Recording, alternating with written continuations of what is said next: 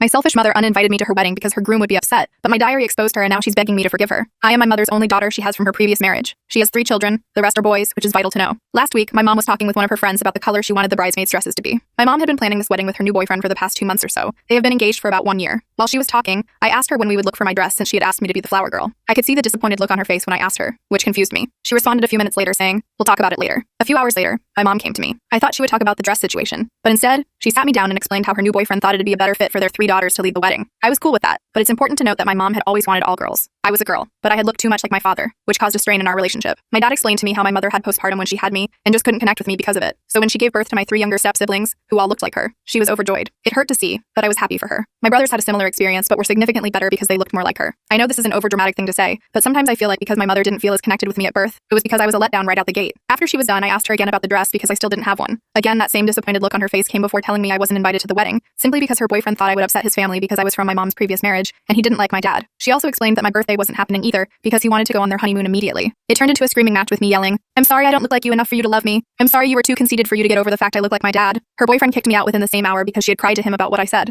All my brothers know what happened and have refused to go to the wedding, which upset her even more, though I don't care about how she feels right now. My brothers had an actual relationship with her, and I probably just messed it up by letting my anger get the best of me. Update. I got a therapist who suggested I should still keep some contact with my mom to see how things go before I open myself up emotionally again. They also suggested journaling all my emotions to keep track of how I felt each time I spoke with her. It was hard because I had completely detached myself from my mother. All the love I had for her was no longer there. I even refused to call her any variation of the word mom and used her first name, Anna. It was weird at first, but I was calling her by the name of someone supposed to care for her. I stopped calling entirely at one point, only speaking to her when she called, which was rare. I would give her one answer to her question because I didn't want to participate. To say our relationship was even more strained was an understatement, but it gave Anna an idea of how she had been treating me throughout previous years. This pushed her to apologize to me as she claimed she wanted to mend our relationship. I didn't believe her at first, but that was until she offered to introduce me to my younger siblings. Of course, this shocked me because in my original post, I stated that she didn't like us being close, nor did they know who I was. I took up her offer, and I finally got to meet her younger children. However, my feelings towards them replacing me in my mother's heart still didn't disappear after meeting them. I know it's wrong to feel that way because they're innocent in this scenario, but I just can't shake it. As I said, I've stopped calling Anna mom and only referred to her by her first name. All the time I've been with her kids, they've also picked up the habit of calling her Anna. As often as she corrected them, they still wouldn't stop calling her Anna and asking me to talk to them or start calling her mom around them. I refused. I even went as far as to tell her that I'll call her whatever title fits her, and that's her name, as mom no longer means anything to me. I guess she got the hint that the relationship we once barely had was no longer there because she started crying. A week had passed since that happened, and I hadn't heard from her. That was until Anna called me crying, begging me to come over. When I arrived, Anna was still crying as her fiancé was reading stuff off to her. He had taken pictures of my journal and everything I'd written over the past few months and read off every bad thing I'd said about Anna. I felt violated but mostly robbed of being able to unload all the pent-up emotions I've held over the years onto Anna. I don't want to explain everything that night, but Anna's boyfriend apologized. He said he had no idea what Anna was doing and was only acting that way towards me because of this false narrative she had built up about me. He said he couldn't believe a child could have so much anger towards one person, and he didn't want her around his kids. I'm assuming Anna was kicked out that same night because she wasn't there when I went over to get my things, and she sent me a short text saying she loved me and meant no harm. But in that exact text, she said she wished I would just forgive her already. I sent her a text asking how sleeping outside was.